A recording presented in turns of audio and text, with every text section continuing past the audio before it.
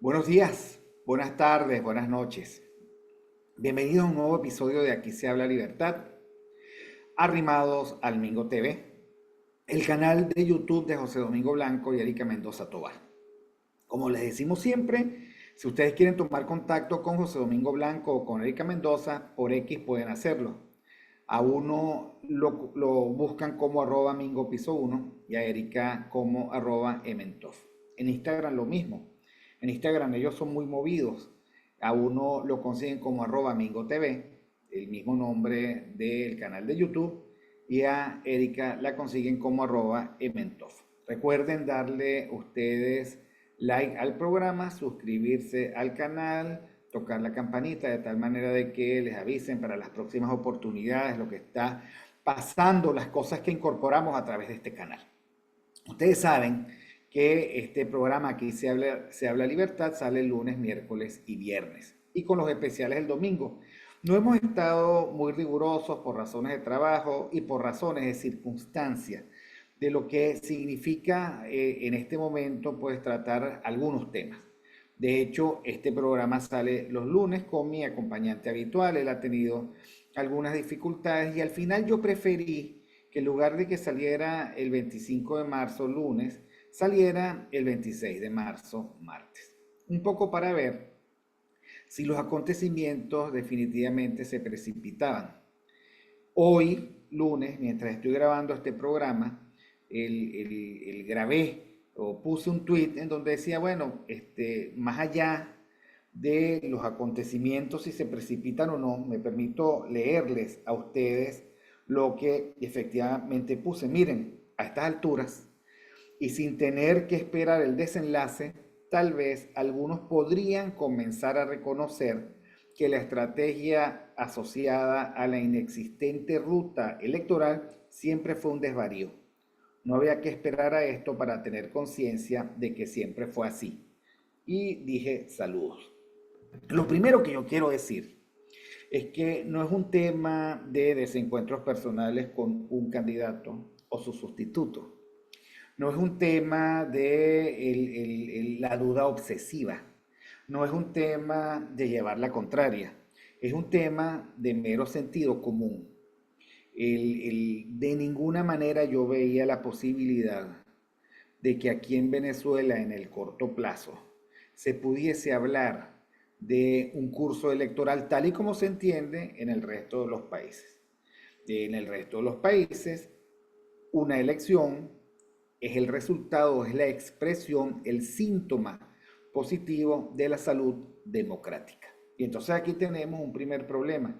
¿Existe o no existe democracia? Allí hay un conjunto de discusiones más o menos interesadas que nos quieren hacer ver lo que no hay. Tal vez porque el interés sea precisamente que se intente una y otra vez un curso de acción que no da resultado. Eso es lo primero. Entonces, si no hay condiciones, el síntoma no se puede dar. Y las condiciones son objetivas. Por ejemplo, que puedan participar todos aquellos que sienten que pueden ser una opción para el país. Que además haya condiciones de marco jurídicas que permita el mismo rasero para todos. Que haya instituciones neutras, o sea, no favorables al régimen, no fundidas con el régimen, que garanticen derechos y derechos y garantías ciudadanas, que hagan que estén vigentes. Y por supuesto, que se respete la voluntad del ciudadano expresada en el voto. Bueno, si ustedes me dicen a mí que hay una o dos, a mí me resultaría un poco extraño y por lo tanto sin cargarle a esto lo emocional, de lo que se trata es de constatar lo que siempre dijimos.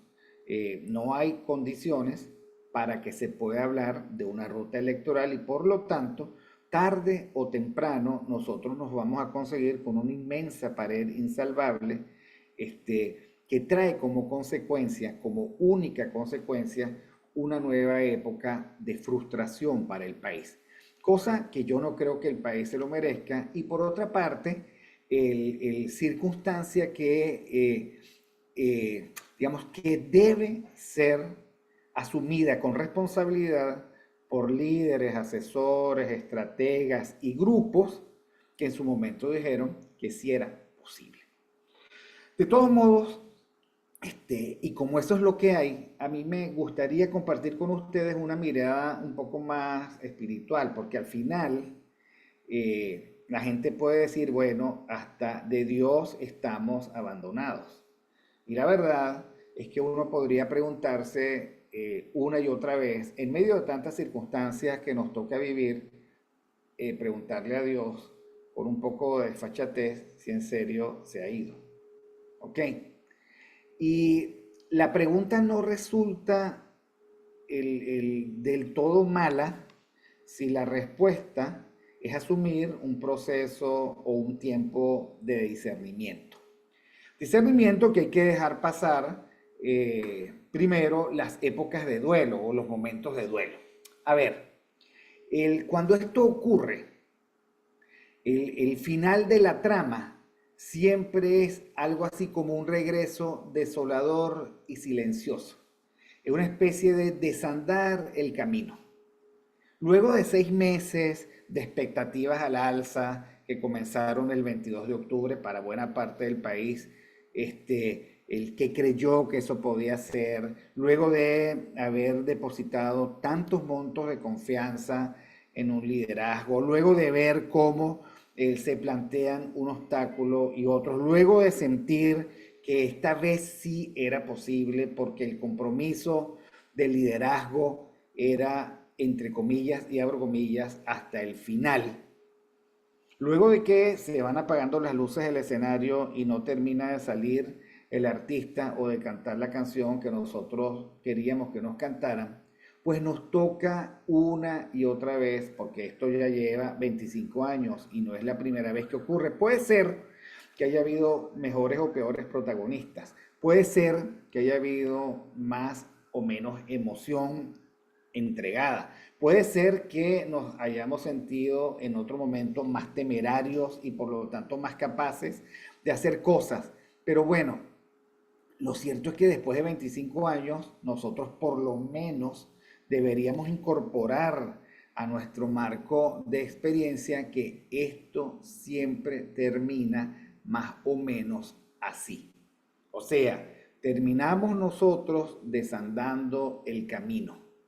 Terminamos nosotros abriendo los ojos, no cerrándolos, y dejando atrás esa época real maravillosa de realismo mágico, donde creíamos que por esa ruta, con esos dirigentes, con ese discurso, con esos dedos doblados y cruzados un poco para apurar la suerte, bueno, que a través de esa ruta, ese discurso, ese grupo de personas, y esa invocación a la suerte podíamos deshacer los nudos terribles de nuestra servidumbre. Y yo no sé si al final esta resequedad que se siente, esta resequedad emocional que se siente, que es por supuesto muchísimo más cautelosa, muchísimo menos arrojada, no tiene detrás de esa resequedad algo de más vergüenza. A ver, ¿nos sentimos avergonzados acaso de haber vuelto a confiar una y otra vez cuando en el fondo sabemos que esto no iba para ningún lado? O sea, cuando la experiencia nos decía una y otra vez, wow, esto no ha funcionado antes, no entiendo por qué con los mismos actores va a funcionar ahora. Y yo entiendo, digamos, el malestar, el sabor agrio en la boca, entiendo además el silencio de unos, el agazapamiento de otros, y entiendo también el dolor, el que a todos nos provoca, el que en este episodio de más de lo mismo, nosotros tengamos que hacer un inventario de pérdidas y de persecución, porque digamos, alrededor de estos, en los últimos 6 meses, ha habido mucha persecución, Ha habido mucha violencia política, ha habido, por supuesto, mucho sufrimiento y bueno, valga decir que hay un conjunto de líderes y directivos medios y nacionales de un partido político, en este caso 20, que tuvo que cobrar, digamos, pagar su cuota, el que están injustamente presos, digamos, sin que nosotros podamos decir que se le están garantizando los derechos que todo ser humano tiene en el ejercicio de la política por las rutas pacíficas que la gente se propone. Bueno, hay que decir también que parte del desasosiego, la pérdida de sentido, la tristeza, la depresión, el que nosotros podamos sentir hoy es que al final, ustedes saben, el fracaso es huérfano neto, es huérfano de responsables y es huérfano de explicaciones. O sea, no podemos contar con que el desenlace sea una explicación responsable de por qué ocurrió lo que ocurrió. No podemos contar porque la dirigencia política venezolana es profundamente negligente, que alguien llegue y se asome y diga, fracasamos, pido perdón, eso que yo creí que era posible no es posible y no es posible, no por mí y no por ti y no por nosotros, sino porque las condiciones de marco no lo hacen viable y realizable, pero yo tengo que pedir perdón precisamente porque yo creí eso y yo empujé a todo el país a que creyera eso.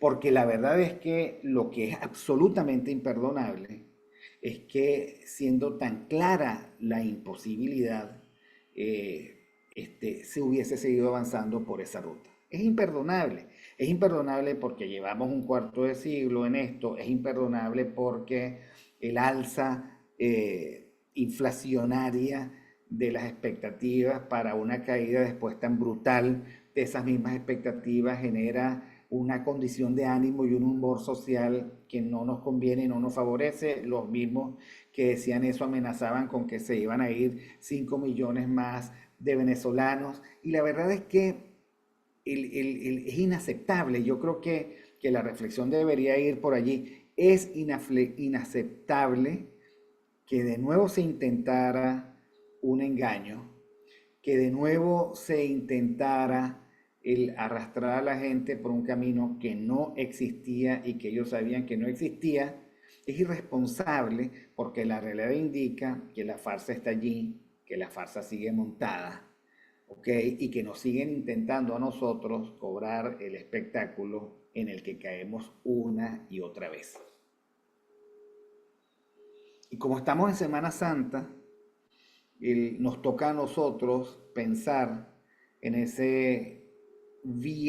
esa vía de la cruz, en ese Gólgota, que nos espera al final, y que muchas veces nosotros nos sentimos imputados, porque nosotros nos sentimos gritados, nos sentimos impugnados, por aquellos que del otro lado, del lado del mal, nos dicen en este momento, bueno, si somos tan poderosos, si hay tanta fuerza, como decimos, ¿por qué no ocurre nuestra liberación? O sea, para colmo, los que de buena fe estuvieron allí en primera fila de la buena voluntad, tienen que sufrir ahora la burla.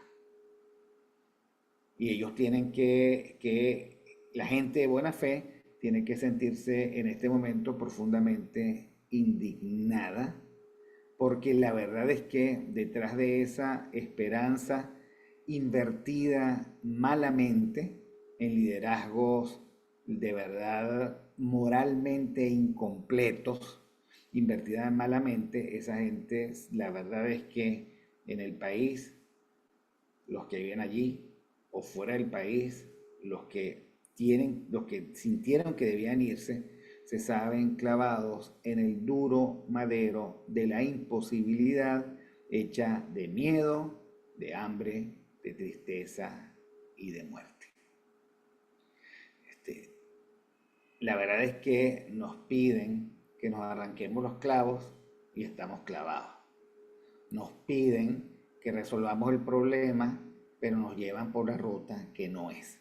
Nos piden que hagamos lo imposible para acompañarlos a ellos y ellos son los primeros que dejan la escena antes de que termine de salir la gente del escenario y digamos que se ocultan y se encubren tras un conjunto de justificaciones que la verdad es que uno no sabe a dónde nos puede llevar a nosotros. A ver, lo que quiero decirles con muchísimo respeto es que entiendo de todos el aturdimiento, entiendo de todos el desasosiego, entiendo el vacío espiritual que se pueda sentir por volver a la nada, por sentir que el laberinto en el que estamos es superior a nuestras fuerzas y a nuestra capacidad de comprensión. Entiendo que no veamos la jugada. Entiendo que nos sintamos inermes. Entiendo que todo ese llamado a la fuerza se explique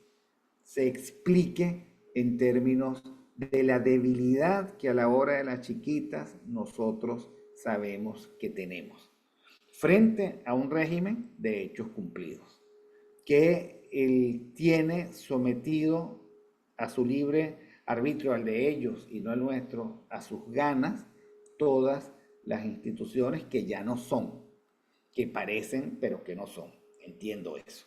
Ahora, cuando uno se pregunta, bueno, es que somos inéditos, y esa es otra forma de preguntarnos, wow, ¿por qué nos pasa si esto ha pasado antes? No solo que nos ha pasado antes, sino que ha pasado antes. Y entonces tenemos que decir que nosotros no somos la primera experiencia. O sea que este mundo de América Latina ha pasado más de una vez por circunstancias terribles que han durado mucho tiempo. Si nos asomamos un poquito vemos la desgracia de Cuba, que lleva 50, 60, 70 años en lo mismo. Vemos cómo Nicaragua no levanta cabeza y por alguna razón nosotros creíamos que eso no era con nosotros, pero sí es con nosotros. La verdad es que nuestra historia está hecha, la de América Latina, la de la civilización occidental, la del mundo, nuestra historia, la historia está hecha de pueblos sometidos y seres decepcionados. Está hecha. Y entonces a mí se me ocurre relacionar esto con el camino de regreso de los peregrinos de Emaús. O sea, nuestro Emaús es el regreso a la tristeza, el fin del acto, el desalojo de la sala. Nuestro Emaús es echar el cuento de la decepción de vuelta a la casa, apagando las luces, quitándonos las franelas, diciendo, wow, esto es imposible, otra vez nos jodieron, ¿ok? Otra vez nos hicieron más o menos lo mismo. Nuestro Emaús es ese desandar a la soledad estructural que por un breve espacio de tiempo algunos conjuraron. Pero nuestro Emaús, el camino de regreso, también está lleno de preguntas que nadie nos va a responder. ¿Por qué tú me volviste a engañar? ¿Por qué yo quise confiar en ti? ¿Por qué? ¿Por qué me dijiste que ahora sí y que íbamos hasta el final? El camino de regreso es sobre todo una impugnación a nuestra propia capacidad de confiar, que se ve constantemente defraudada. Y sin embargo, yo quiero hacerles un llamado a la esperanza. Para mí Dios es la euforia bulliciosa de la esperanza. Es la esplendorosa algarabía de un amanecer maravilloso. Pero es una esperanza que debe fundarse en sentido de realidad. Creo que parte de la noche que nosotros estamos viviendo, de la oscuridad en la que nosotros estamos, parte de la noche tiene que ver con que nosotros, uno, cerramos los ojos, dos, no queremos ver lo que hay que ver, tres, nos imaginamos cosas posibilidades, situaciones y desenlaces que no existen. Y yo creo que sí nos toca, creo yo que nos conviene el emprender el camino hacia la soledad estructural para revisar nuestras premisas. La primera premisa es que ante la respuesta, ¿en serio te fuiste? Ante la pregunta, ¿en serio te fuiste? La respuesta sea no. Pero yo apagué mis oídos, cerré mis ojos, dejé de sentir, me aislé de la realidad y empecé a creer en una fantasía que no iba para ningún lado. O sea, no es que te fuiste, es que yo me cerré al contacto contigo, con la verdadera base de la esperanza y con el sentido de realidad que al fin y al cabo es un don de Dios. Y como siempre ocurre, hay un momento de silencio, hay un momento en el cual se apagan todas las luces, hay un momento en el cual se apagan, volvamos a los ejemplos del Evangelio, las parábolas, las peleas, las confrontaciones con el poder estatuido, se dejan de hacer milagros, y uno se siente muy solo porque después de haber visto cómo ciegos, sordos y endemoniados se curaban, de repente uno llega y dice, wow, el silencio es la certeza de que ya no tenemos a quién acudir. El silencio de vuelta de Maús es la conciencia de que los leprosos volverán a sus escondrijos y nadie les devolverá la salud. El silencio es entender que efectivamente Cristo está en la cruz y con Él en la cruz, a punto de morir, se acaba el delirio y nosotros volvemos a nuestro Emaús. Los que esperábamos la libertad de nuestro pueblo, si quieren ver la comparación, regresamos con las manos vacías y el corazón seco. Hoy estamos volviendo a nuestro Emaús con las manos vacías y el corazón seco. Y de nuevo, no somos los primeros en cegarnos a la compañía auspiciosa de Dios, al que sin embargo no ven, no sienten, porque ellos, al igual que nosotros, teníamos los ojos incapacitados para reconocerlo. Entonces sí, la pregunta es, ¿en serio te fuiste? Y la pregunta debería ser, es que no te siento. Y cuando preguntamos entonces, ¿por qué no sentimos la presencia esplendorosa de Dios? ¿Por qué no sentimos la euforia bulliciosa de la esperanza, la esplendorosa algarabía del amanecer? ¿Por qué nos sumergimos al conticinio y a la oscuridad de la noche?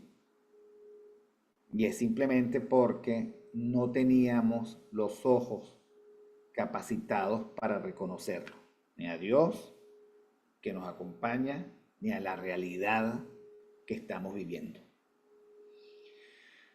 Entonces, claro, son tiempos terribles, no solo porque son tiempos de reflexión de Semana Santa, son tiempos terribles porque nosotros estamos volviendo a nuestro Emaús. Se acabó lo que se decía que se iba a dar. La fuerza se hizo presente. La sensación de ser violados y mancillados en nuestra dignidad por los hechos cumplidos está allí. La infravaloración de nuestras expectativas se hicieron presentes. El llamado a la resignación de esto es lo que hay, está allí. Y para colmo, el latigazo de la locura de que, ok, esto no es esto lo mejor, pero esto es lo que hay y vamos a seguir por la no ruta. Es increíble. O sea, estamos hablando de que hay gente que ve, que le dan palo, o sea, que no encuentra la ruta electoral que dicen proclamar y siguen diciendo, no, a nosotros nadie nos saca de la ruta electoral, que la verdad es que la traducción es, a nosotros nadie nos saca de la sin razón, del sin sentido, de la falta de criterio, a nosotros nadie nos saca de allí. Y por supuesto, siempre hay alguien que dice, claro, a ti no te gusta la ruta electoral porque tú vas por la ruta de la violencia. Para nada. Porque esta relación tan asimétrica de fuerzas tampoco permite lo que algunos plantean de violencia, esa dicotomía falsa que yo he denunciado siempre de que o negociamos o nos matamos. No, lo que pasa es que hay que construir las bases de la esperanza, no en el inmediatismo engañoso, sino en la reconstrucción de nuestras bases morales en el largo plazo. Yo a veces me pregunto, y la verdad es que lo recreo en mi mente, ¿no? Los que han perdido su país, los que se han tenido que alejar de su país, los que no han podido volver a su país, los que han sido, como en épocas pretéritas, llevados en esclavitud a otro sitio, ¿no? O sea, yo a veces quiero reimaginarme la nostalgia de la patria tan bella y perdida. La nostalgia que cantan en los viejos cantos de los judíos en el exilio, ¿no? O recuerdo tan querido y tan fatal como el coro de alguna ópera que ahorita se me va de la memoria. ¿Ok? Pero esa patria tan bella y perdida, ese recuerdo tan querido y tan fatal, es también nuestra lamentación común, común a nosotros y común a todos los pueblos y a todas las épocas donde toda una generación o dos o tres, donde por 25 años gente común y corriente como nosotros viven fuera de los confines de la libertad. Entonces, claro, nosotros seguimos preguntando, no solo, hey, ¿en serio te fuiste y me dejaste aquí con este lío en medio de la soledad? ¿Qué hago yo con mi frágil fe? También nosotros nos podemos preguntar, como de hecho ya nos vamos preguntando, ¿qué hacemos con esta vida que nos tocó? ¿Qué hacemos con estos últimos 10 años, 15, 20, 25 o 30? ¿Qué hacemos con este cuarto de siglo que nos parece tan perdido? ¿Qué significado le damos al perderlo todo? ¿Por qué una y otra vez no caímos en cuenta que confiábamos en los que no eran, en los que no eran, en las rutas que no existían?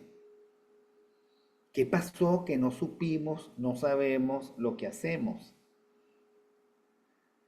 ¿Qué pasó y qué pasa y acaso va a volver a pasar esta pérdida insensata de la cordura social? ¿Por qué cada cierto tiempo uno siente, y a pesar de que yo digo que últimamente la aspereza de la resequedad de la emoción se hace presente en el venezolano, ¿por qué, yo pregunto, a veces experimentamos episodios de posesión dionisíaca y creemos que la vida va a transcurrir alrededor de una nueva oportunidad orgiástica, de una apertura milagrosa de las oportunidades? ¿Por qué nos comportamos como polillas frente a la luz de los bombillos? ¿Por qué somos tan vivaces por tan poco tiempo? ¿Por qué nosotros nos escandilamos frente a cualquier cosa, frente a cualquier bombillo, frente a cualquier esfuerzo que nosotros sabemos vano? ¿Por qué incluso hemos llegado a sacrificar a nuestros hijos, a gente cercana, en un esfuerzo que nosotros ya sabíamos que no tenía ninguna posibilidad? Y entonces yo pido a veces a Dios perdón por tantos momentos de extravío. Momentos de extravío que, como dice Lucas capítulo 24, versículo 25, nos hace ver necios y torpes para creer cuanto dicen y dijeron los falsos profetas. ¿Ok? O sea, hemos dejado de ver la verdad porque nos ha gustado más la mentira. Hemos dejado de atender a la razón porque nos ha gustado más la fantasía. Hemos dejado de jugar bien estratégicamente porque nos gusta más el salto sorprendente de Tío Conejo. Y la verdad es que hemos terminado siendo víctimas de falsos profetas y de profecías perturbadoras. Y siempre ha sido así. O sea, nosotros somos hijos legítimos de la golilla. Nosotros creemos que se puede vivir feliz con un enchufe sin esfuerzo productivo. Nosotros somos los venezolanos que nos saqueamos a nosotros mismos las entrañas y dejamos a nuestros hijos sin heredad. Yo decía ayer, wow, este país se vació en una primera etapa de sus clases medias más esplendorosas con el aplauso de su propia gente.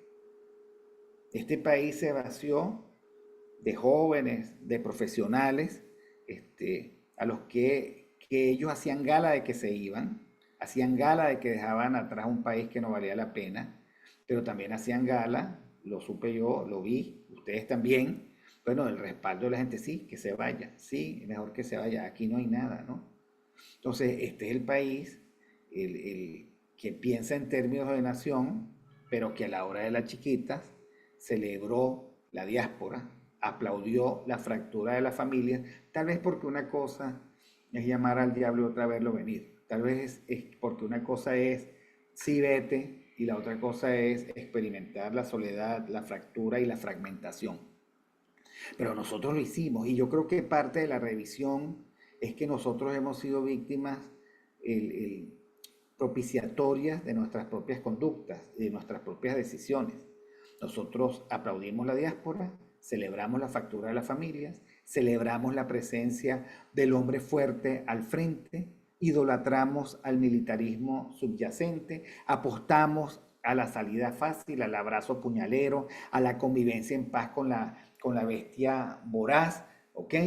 Nosotros, en medio de ese buenismo singular, de esa patente sacrificada, exótica, de la que a veces nosotros hacemos gala, nos podemos reconciliar, no son tan malos, nos han diezmado, pero no son tan malos. No logramos entender la confabulación ni apreciar que los mundos de la poesía son el empirio y el delirio, pero no la realidad. Nosotros nos hemos creído un San Francisco colectivo, capaces de domar a la bestia que delineó muy bien Rubén Darío en su poema. Pero esa bestia que también somos nosotros. Que somos, o sea, que nos creemos buenos cuando somos carniceros. Como dice Rubén Darío, un rudo y torvo animal incapaz de la clemencia y que ha transformado el crimen en esa necesidad cotidiana. Porque vamos a estar claros, lo primero que tenemos que hacer de regreso de Maus es reconocer que venezolanos como nosotros son los que nos castigan y laceran con su violencia, su prepotencia, su ruindad, su maldad, su desapego de Dios y de la moral. ¿Ok? Nosotros somos esa misma bestia de temor y de maldad que necesita sangre y vive del robo. Nosotros somos ese lobo, con las fauces de la furia, con los ojos del mal. Nosotros somos ese animal que hizo fracasar la bondad de San Francisco. Ese lobo, ese terrible lobo que además nos ha tomado desprevenidos a nosotros que somos el lobo y que ahora está investido de poder total. Y con ese poder total, nosotros que somos ese lobo, el país que somos, se ha venido contra nosotros, que sigue ofreciendo insólitamente paz ante la mordida tajante que devora. Entonces nosotros tenemos que revisar cuánto ha salido de nuestras entrañas a devorarnos a nosotros mismos. Nosotros tenemos que que rehacer la respuesta a la pregunta de quién nos tratará con misericordia y quién nos perdonará. Porque es que el parte de la reflexión sobre la realidad y parte del replanteamiento de la lucha política es que nosotros somos a su vez el lobo y el cordero. No hay otros. ¿Ok? Y por lo tanto, no habrá remisión del país mientras no haya la valentía necesaria para reconocer la cruz que todos cargamos en nuestros hombros, y esa cruz es nuestra propia ambivalencia. A nosotros nos están sacrificando nuestros líderes. Nosotros somos víctimas también, inermes, débiles y desvalidas, de los sumos sacerdotes. A nosotros nos están entregando a muerte, a exilio, a hambre, a sufrimiento, a tristeza, a fragmentación familiar, aquellos que se dicen que son los que saben, los líderes, los que van adelante. Por lo tanto, el camino de Emaús, el regreso silencioso y reestructurante, tiene que replantearlo todo, también nuestro vínculo con los líderes. O sea, ¿hasta cuándo nosotros vamos a seguir a esa parranda de mediocridad, de mentira, de engaño, de mercaderes? ¿Hasta cuándo? Cuando nosotros creímos que podía emerger un nuevo liderazgo, lo primero que hizo ese nuevo liderazgo fue absolver, abrazar y perdonar, no al país, a ellos. Y por eso el derrumbe y por eso el naufragio de ese viejo que se hacía pasar nuevo liderazgo. Por lo tanto, el regreso de este último episodio, que ojalá fuese último, nos debe obligar a replantearlo todo. Nos debe obligar a nosotros a desprendernos de aquello que efectivamente nos pesa para poder resolver la disonancia de sentirnos el alma vacía pero pesada. Es que está pesada por los errores, porque estamos cargando a quien no es, porque estamos sosteniendo a aquellos que no valen la pena. Solo así va a tener sentido volver de regreso hacia la nada. Hacia la nada que nos permite reestructurarnos. Hacia la nada porque nosotros nos hemos vaciado del peso muerto. Vamos de regreso hacia la nada y tal vez solo con la compañía del poema de Gervasi. Atrás el tiempo queda como drama en el hombre, engendrador de vida, engendrador de muerte.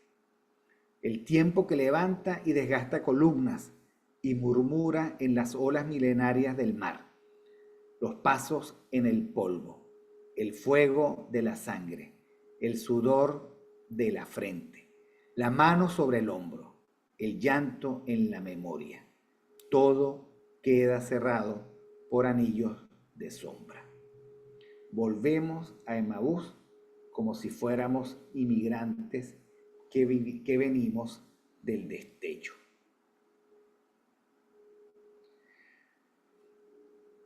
A mí me parece y lo he dicho y lo vuelvo a decir y lo voy a seguir planteando, a nosotros nos obliga una época de reflexión. En la vorágine y a la velocidad que vamos, no estamos logrando nada. Estamos siendo alucinados y alucinantes. Estamos siendo víctimas de nuestra propia ligereza. Esto que acaba de ocurrir, ocurrió porque quisimos que ocurriera. Ocurrió porque depositamos nuestra fe en un curso de acción que no tenía ningún sentido. Y yo insisto, miren, sí, yo creo que hay que hacer una revisión moral de lo que hasta ahora hemos hecho y una revisión moral y un conjunto de exigencias morales a este liderazgo que se han comportado como falsos profetas. Quién sabe si ha llegado el momento de la ruptura con una práctica, una forma de ser, un curso de acción que a nadie le sirve. Entonces dirán, bueno, ¿y con quién lo hacemos? Con los venezolanos. Con los venezolanos que son capaces de resucitar. Con los venezolanos que sean capaces de reflexionar en el camino de regreso de Maús, reestructurarse, recodificarse y tirar lo que pesa en el alma y que sin embargo no la llena. Y yo quiero terminar precisamente con una oración. De repente nos hace falta. Toma mis manos, Señor, hazme llevadero el camino. No te alejes tanto como para que no puedas escuchar mi clamor. Toma mis manos, Señor, evita mi caída, sálvame de la negación, dame certezas y restaura mi esperanza. Toma mis manos, Señor, y compensa mi cansancio, subsana mi debilidad y transforma en fuerzas mi desgano. Guíame hacia ti y convierte mi Emaús en avance, lo que hasta hoy han sido todos mis retrocesos. Sálvame de la tormenta y condúceme tú en esta larga noche, donde solamente a través de ti recupero el sentido. Guíame hacia la luz y dame fuerzas para asumir que ningún hombre es libre si los otros no lo son también. Señor, en esta larga noche te encomiendo mi espíritu. Protege a los míos, bendice a mi país, regrésanos del exilio y concédenos una nueva época donde tus bendiciones caigan abundantes sobre nosotros. No nos castigues con tu silencio. Recorre con nosotros el camino y lidera nuestras luchas. Quede esto como reflexión de Semana Santa y que no nos dejemos volver a alucinar por falsas rutas, por falsos profetas, por malos caminos, por malas ofertas. Al final, si algún día esto cambia, es porque nos hemos reconstituido con otro tipo de fuerza. Bueno, a todos muchas gracias. Recuerden darle like al programa, suscribirse al canal y vernos en la próxima oportunidad. Aquí se habló libertad.